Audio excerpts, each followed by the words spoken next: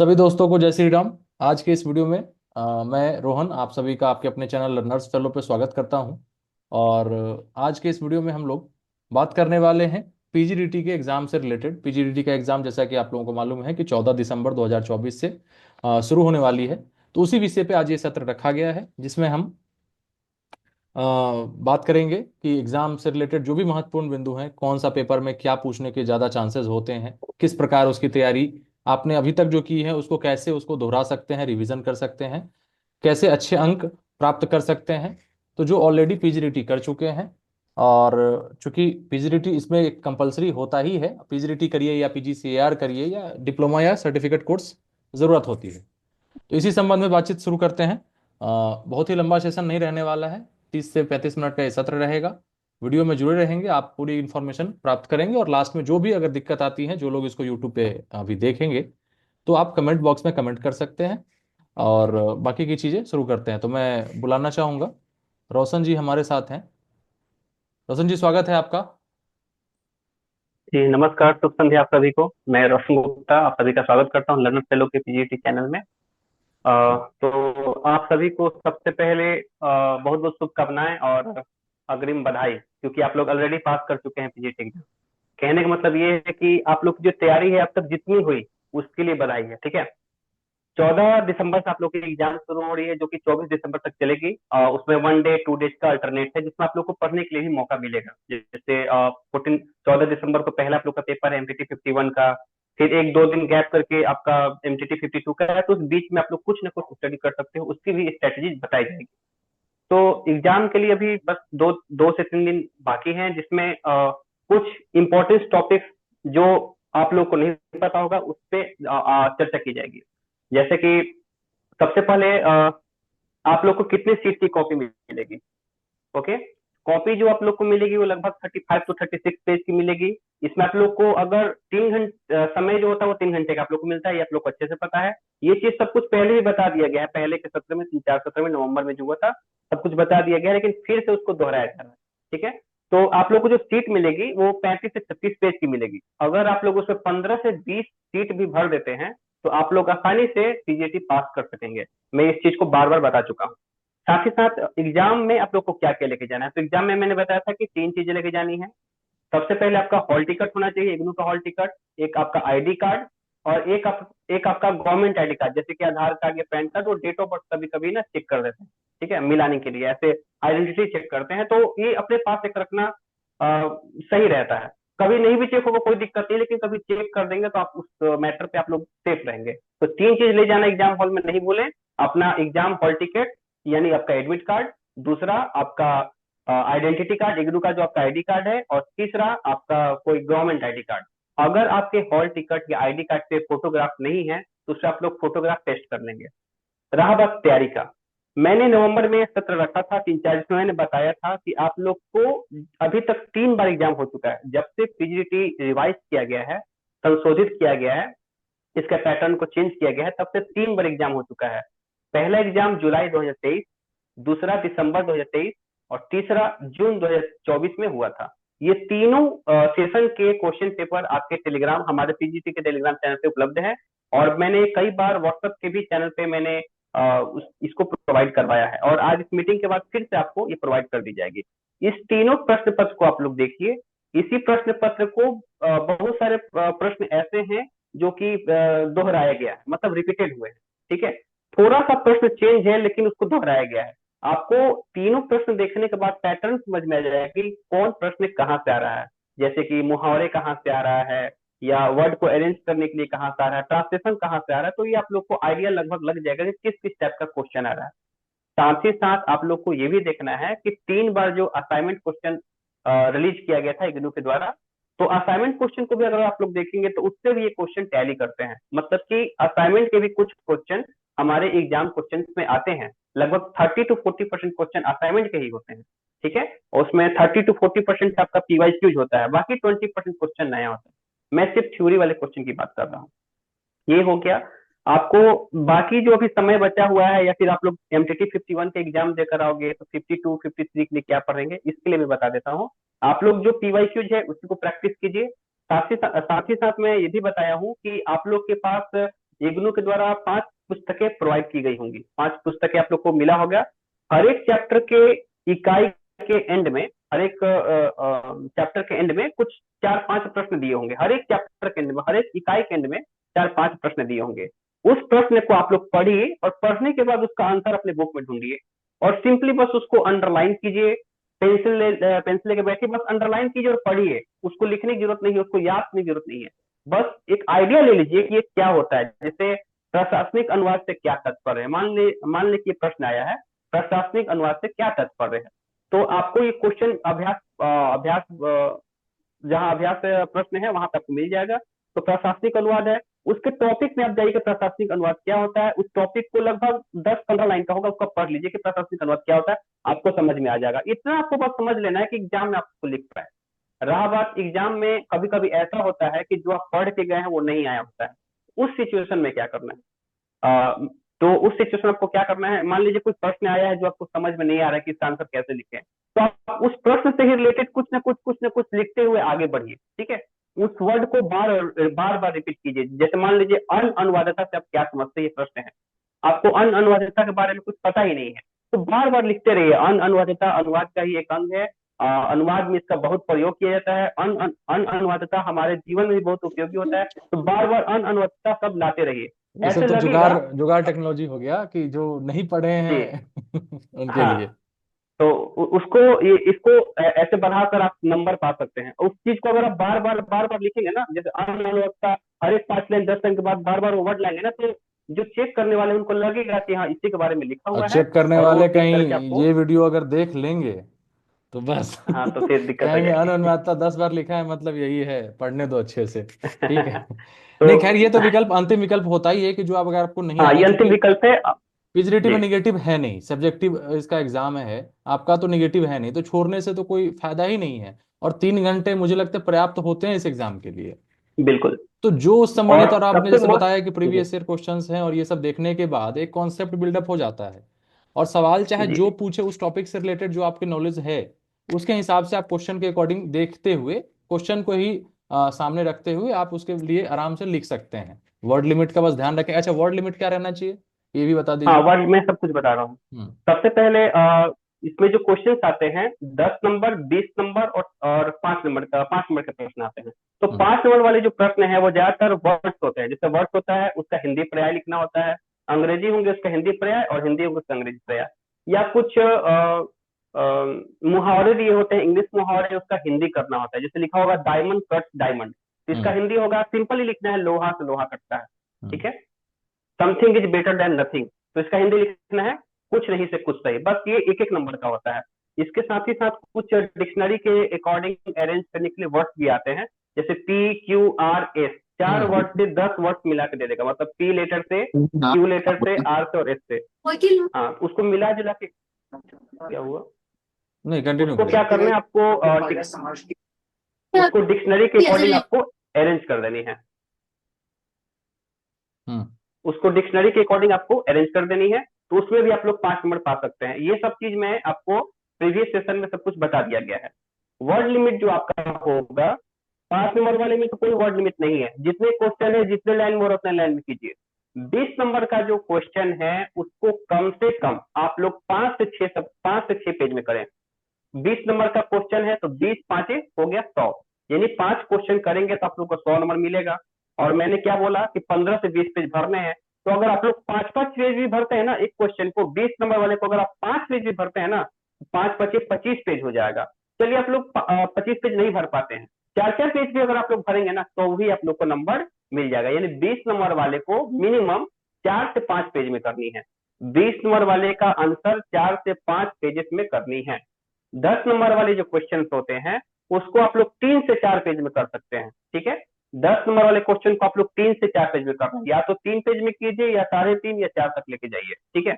या और जो कुछ कुछ ऐसे प्रश्न आते हैं जिसको टिप्पणी लिखनी होती है, उसमें 2 टिप्पणी लिखनी होती है 350 शब्दों में, तो उस प्रश्न का उत्तर आप लोग 2 2 पेज में कीजिए या 1.5 1.5 पेज में कीजिए, तो आपको उतना मार्क्स मिल जाएगा। अगर 10 है तो 10 में 10 या 10 में 8 तो जरूरी मिल जाएगा। अगर आप लोग पेज का ध्यान दें, अगर सुंदर राइटिंग है तो आपको उतना नंबर मिल जाएगा। ये चीज बताया जा चुका है।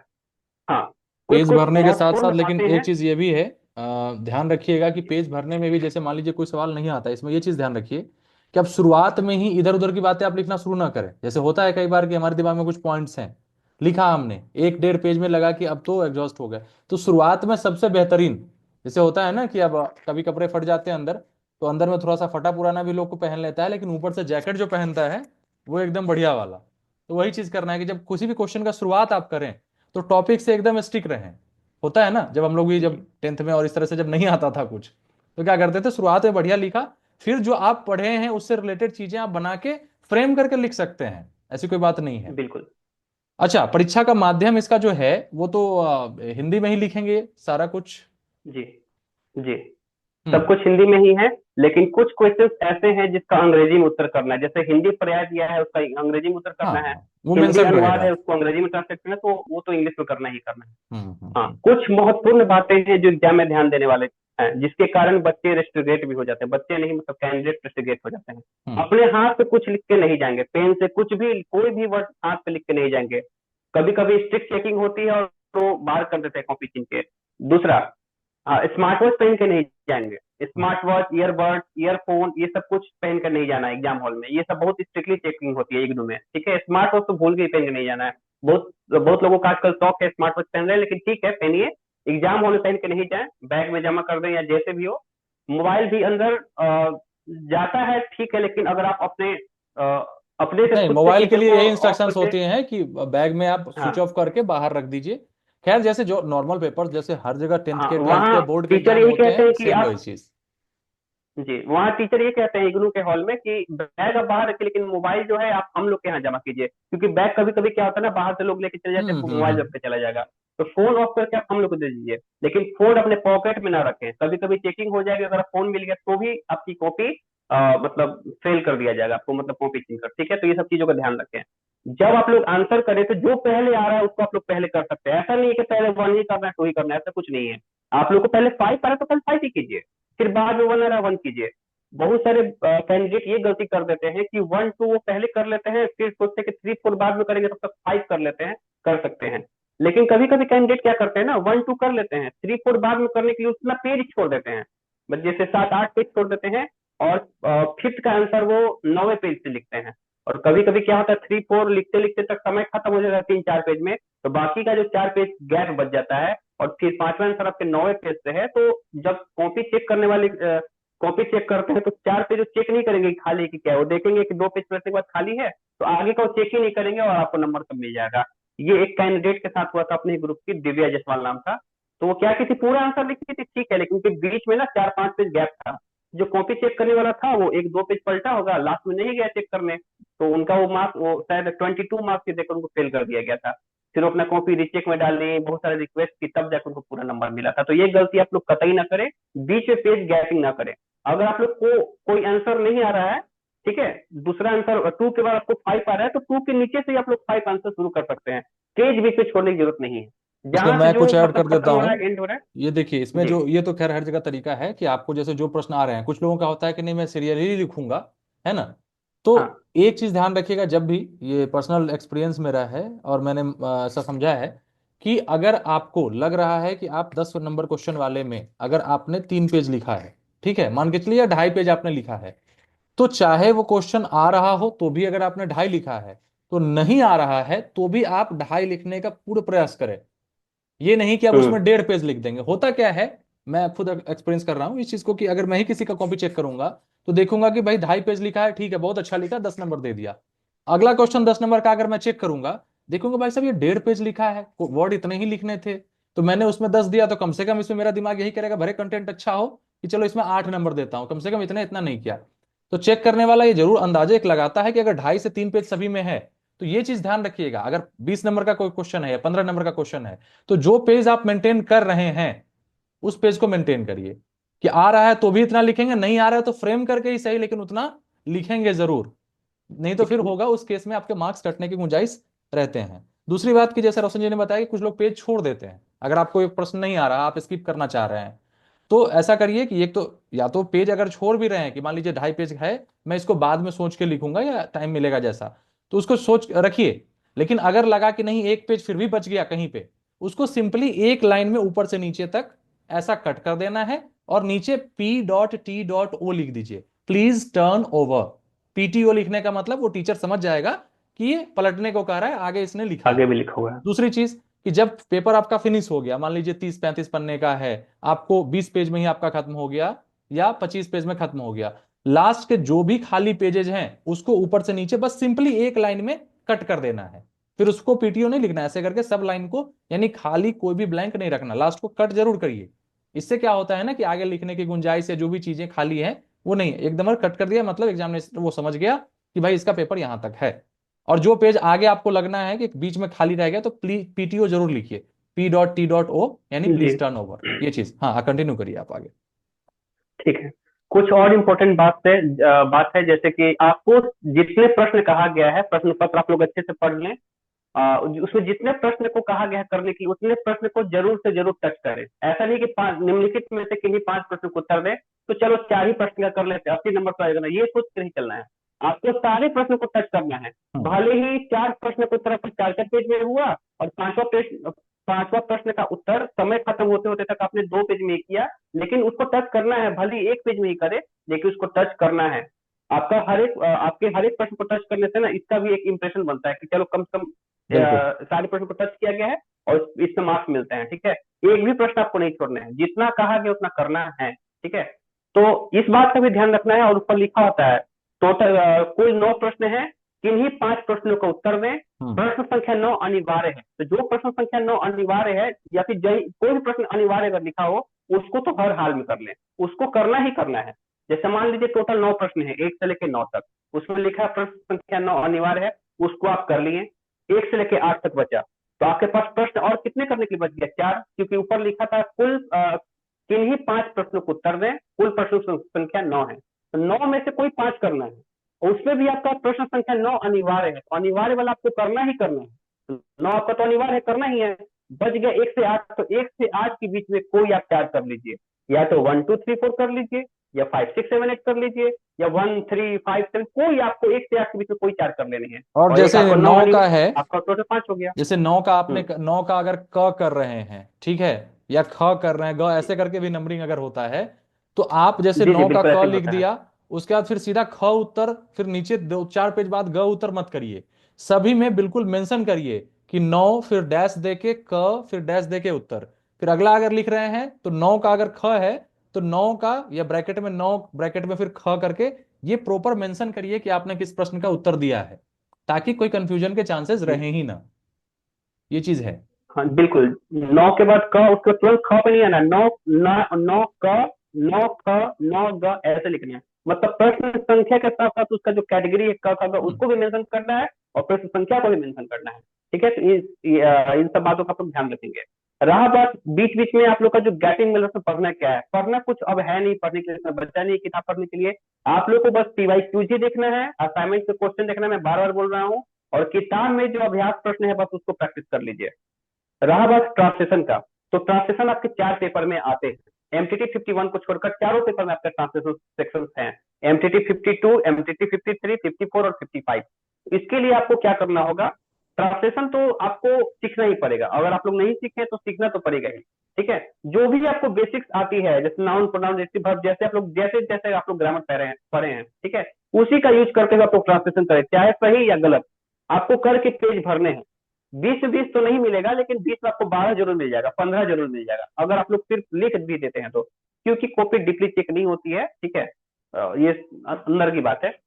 अब इतना खुल के इस वीडियो रिकॉर्डिंग में बोलना सही बात नहीं है। ठीक है, तो आप लोग पढ़ने पे ज्यादा से ज्यादा ध्यान दें। मुहावरे का जो प्रश्न आते हैं, मुहावरे MTT 52 और 53 में आते हैं, या पर्याय वाले जो क्वेश्चन आते हैं, ये आपके MTT 52 और MTT 53 के बुक से आते हैं।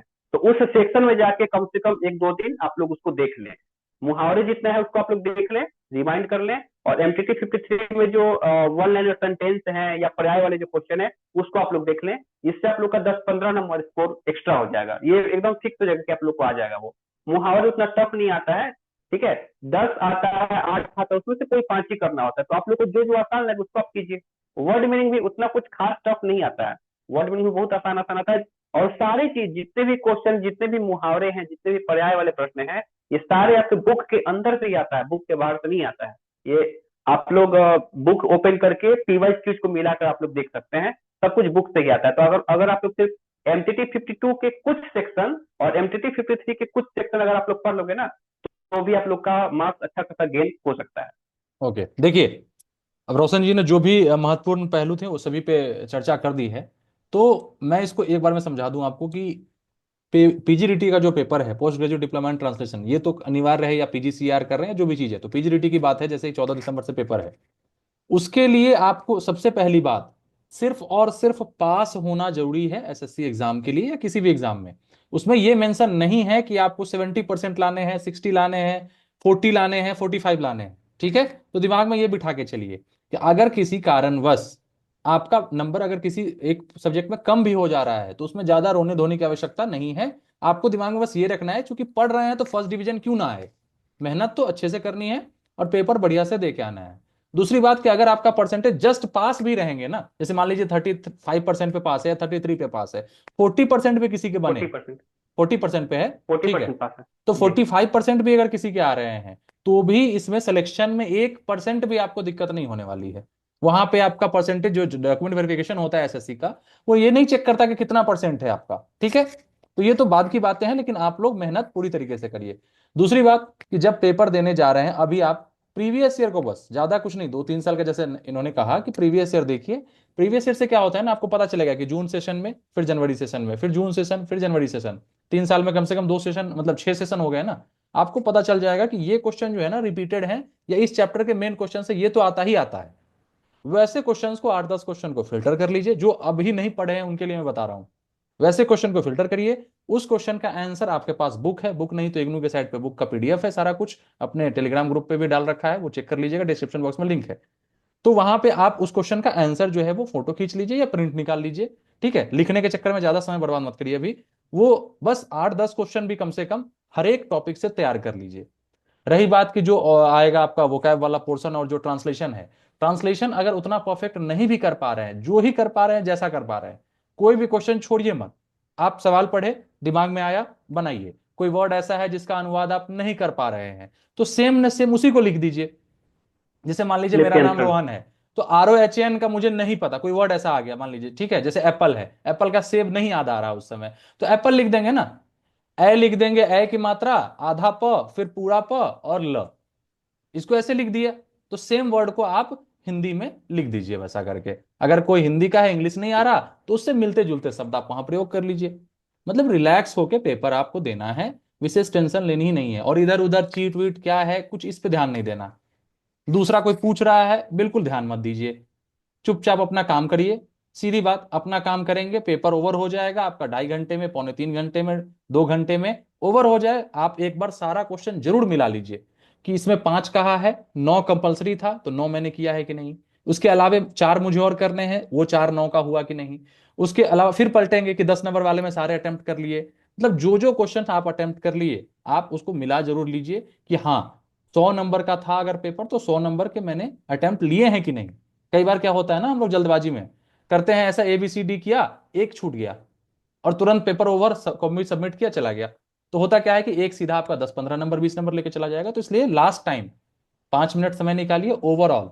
दूसरी बात, सबसे पहले जब आपको कॉपी मिलती है, तो उसमें नाम, रोल नंबर और ये सब चीजें जो भरनी होती है, उस समय कहीं जल्दबाजी नहीं दिखाने की जरूरत है। आपके पास एडमिट कार्ड है, एडमिट कार्ड पे सारा डिटेल्स है। आप इग्नू का एनरोलमेंट, जो आपका आईडी कार्ड है, उस पे सारा डिटेल्स है।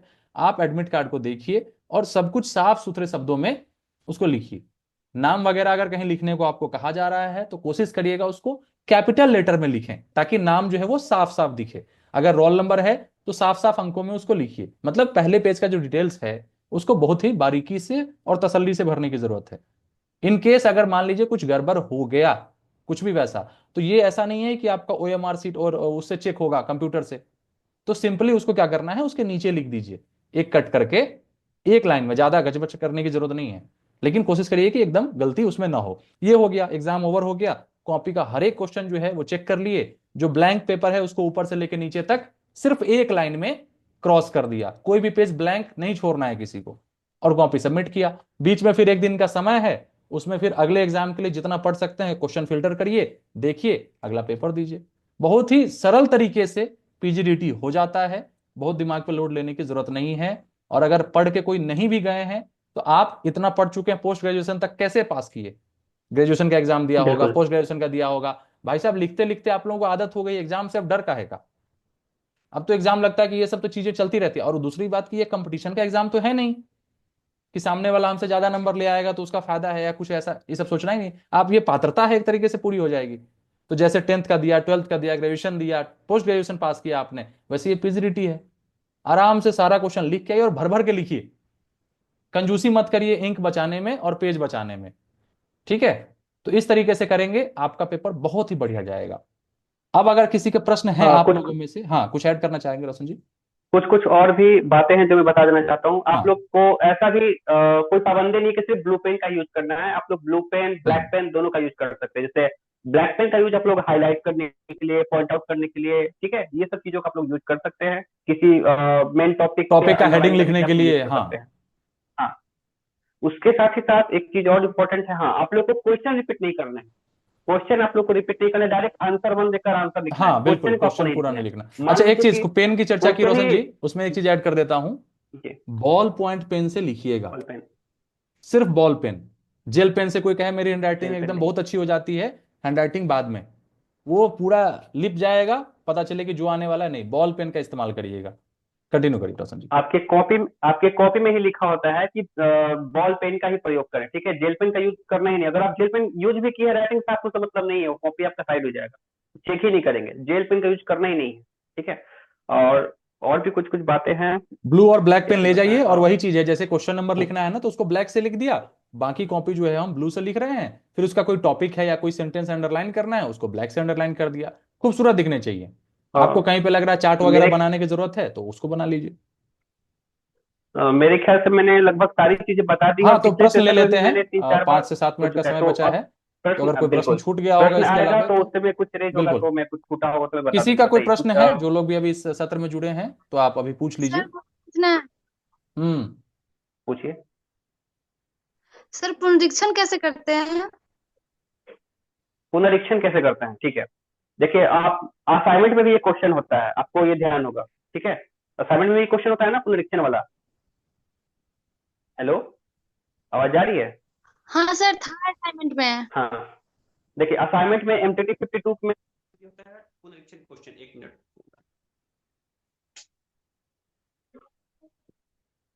सॉरी सॉरी, फोन आ गया था, आवाज आ रही है, सॉरी बोलिए। यार। चला के मेरा। आवाज आ रही है रोशन जी, बोलिए। जी जी। हाँ, पुनरीक्षण कैसे करते हैं, मान लीजिए पुनरीक्षण का जो प्रश्न होता है उसमें आपको दोनों दिया होता है, अंग्रेजी के मूल पाठ भी दिया होता है और उसका हिंदी अनुवाद भी दिया होता है।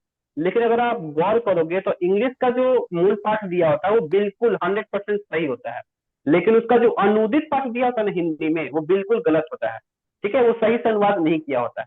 आपको क्या करना है, जो मूल पाठ है उसका बिल्कुल सही सही आपको अनुवाद अपनी कॉपी में कर लेना है। ठीक है। और जो आपका क्वेश्चन में ही हिंदी अनुवादित पाठ दिया है उससे मिलाना है कि आपने कहाँ कहाँ सही किया है। ठीक है। तो जहां जहां आपका वर्ड चेंज हो रहा है वहां बस आपको ब्लैक पेन से या ब्लू पेन से ही अंडरलाइन कर देना है। बस यही होता है पुनरीक्षण। आपको क्वेश्चन पेपर में इंग्लिश का भी कंटेंट मिलेगा, हिंदी का भी कंटेंट मिलेगा। हिंदी इंग्लिश का जो कंटेंट होता है उस पर लिखा होता है मूल पाठ, और जो नीचे उसका अनुवाद दिया होता है उसका लिखा होता है अनुदित पाठ। मूल पाठ बिल्कुल सही होता है, अनुदित पाठ गलत होता है। आपको अंग्रेजी वाले का सही अनुवाद करना है, हिंदी वाले से मिलाना है कि मैंने कहाँ कहाँ सही किया है। जहां जहां आपको क्वेश्चन पेपर में गलती दिखे, जैसे मान लीजिए यहाँ लिखा प्रमाण और आपने लिखा प्रमाणिक, तो वहां प्रमाण था क्वेश्चन, आपने प्रमाणिक लिखा है तो वहां आप अंडरलाइन कर दीजिए कि मैंने इसको सुधारा है। बस यही करना है, आपको अंडरलाइन करना है और ऊपर लिख देना है, सॉरी, नीचे लिख देना है कि आपको आपने कहाँ कहाँ किस किस वर्ड पे पुनरीक्षण किया, अगर समय है तो। नहीं तो अगर आप सिर्फ अंडरलाइन किया है और नीचे अगर आप लिख देते हैं उपर्युक्त रेखांकित शब्द पुनरीक्षण किए हुए हैं, बस इतना ही लास्ट लिख देना है। अनुवाद करने के बाद जितने शब्दों को आपने सुधारा है अंडरलाइन करना है और नीचे लिख देना है रेखांकित शब्दों को पुनरीक्षण किया गया है, बस इतना ही लिख देना है, हो गया। ठीक है, समझ ओके। गए? Sir next. आंसर कॉपी में भी ट्रांसलेशन करके लिखेंगे? क्या क्या फिर से पूछिए। सर जैसे दिया होता है, सर जैसे दिया होता है कि मतलब जैसे पहले इंग्लिश वाला रहेगा फिर हिंदी वाला रहेगा, तो जो हम ट्रांसलेशन हाँ करके लिखेंगे इंग्लिश का हिंदी में, आंसर कॉपी में पूरा लिख हाँ देना ट्रांसलेशन करके, हाँ हाँ, और फिर उसको पूरा अंडरलाइन कर ट्रांसलेशन देना जो। करके ही लिखना है।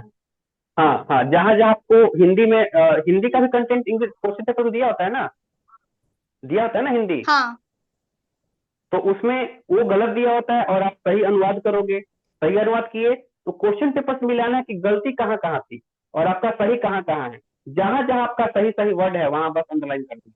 क्वेश्चन पेपर में प्रमाण लिखा है, आपने प्रमाणिक लिख दिया तो प्रमाणिक आपका सही वर्ड है, वहां आप आपको अंडरलाइन कुल करना है। मिला के ठीक जब है। अनुवाद कर रहे हैं तो जो उसमें क्वेश्चन पेपर में हिंदी का दिया हुआ है उससे मदद ले सकते हैं समझने में, हाँ कि अगर बिल्कुल। कहीं पे अटक रहे हैं तो अच्छा इसका देख लेते हैं, एक ही दो वर्ड गलत होगा ना, और तो सही होगा, तो हाँ, एक एक अंदाजा वहां से लीजिए, वहां पे देखिए और मुश्किल फिर से अपना करिए। 5-10 वर्ड, 5-10 वर्ड गलतियां निकलती है बस। हाँ, तो पांच उसको दस वर्ड अनुवाद करने से पहले एक बार उस लाइन को वहां पढ़े इंग्लिश का, फिर क्वेश्चन में जो हिंदी दिया उसको पढ़ लिया, और फिर सही क्या है उसको लिख दिया।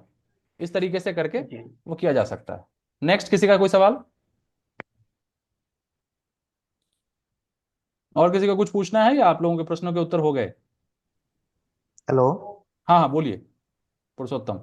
सर, जो गैस पेपर वगैरह है उनमें तो अनुवाद सिद्धांत और परंपरा दिया है, हम्म। ठीक है। जी।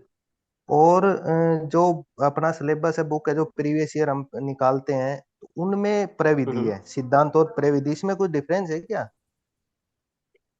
एक्चुअली आपने जो पीवाईक्यू निकाला है वो पहले पीजीटी के नाम से हुआ करता था, ठीक है। और अब जो हाँ हाँ हाँ हाँ। जून 2022 के बाद से इसको चेंज कर दिया गया है, कोर्स का नाम ही चेंज हो गया। जी पहले इसका नाम पीजीडीटी हुआ करता था, लेकिन अब इसका नाम MTT 51, MTT 52 ये हो गया है। और जो परीक्षा जी की प्रश्न पत्र है उस पर भी संशोधित कर दिया गया है। पहले प्रश्न का प्रकार अलग होता था, अब पैटर्न दूसरा, मतलब दूसरे प्रकार से प्रश्न आता है। ठीक है, पहले जी सारे जी प्रश्नों को उत्तर करना होता था, अब आपके पास ऑप्शंस रहते हैं कि 9 प्रश्नों में 5 प्रश्नों को उत्तर करने हैं। और प्रश्न का जो जी क्वांटिटी है वो भी चेंज किया गया है। ठीक है, जी जी। तो आपने जो अच्छा, और डाउनलोड ये किया है वो बहुत पहले का है, जी। उसका जरूरत ही नहीं है, उसको आपको पढ़ना ही नहीं है। अभी जो 3 बार एग्जाम हुआ है ना, बस उसको आपको पढ़ना पड़ेगा। 3 बार जो अभी अच्छा, एग्जाम जो हुआ है उसमें जो रिसेंटली। पी वाइज हाँ, क्यूज जो अपलोड है साइट पे, उन पे MTT 51 to 54 है, 55 नहीं है उनमें। नहीं तो एमटीटी होगा ही नहीं, पीजीटी 1 पीजीटी 2 होगा, एमटीटी एमटीटी होगा ही नहीं वो। चलिए, आपने शायद प्रीवियस ईयर गलत डाउनलोड क्वेश्चंस कर के अभी दिया लिए जो एक बार देख लीजिएगा, वो टेलीग्राम ग्रुप पे देखिए। वो भेजा हुआ है, एक बार हाँ, चेक कर लीजिए। पीवाईक्यू आप टेलीग्राम पे अपलोड किया हुआ है, वहां से देख लेंगे। ठीक है। और गेस्ट पेपर भी मैं अभी कुछ देर के बाद अपलोड कर देता हम्म। हूँ। ठीक है, फिर से मैं अपलोड कर देता जी हूँ जी जी। तीनों बार का पीवाईक्यू। और कुछ मेरे पास गेस्ट पेपर भी अवेलेबल है, गेस्ट पेपर में ही क्या बोलते हैं नोट्स, उसको, संबंधित नोट्स जो नोट्स भी होंगे। नोट्स अवेलेबल है।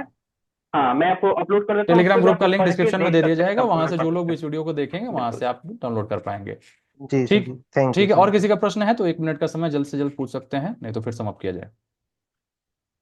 हेलो हाँ, बोलिए जल्दी से अंजलि। पूछिए। सर, आपने बोला था कि पुनरीक्षण करने के बाद वो एक लाइन लिखनी है, वो आप लाइन एक बार फिर से रिपीट कर सकते हैं प्लीज? अ, अरे, जो किया रेखांकित है वही शब्दों चीज को है। पुनरीक्षण किया गया है। रेखांकित शब्दों को पुनरीक्षण किया गया है।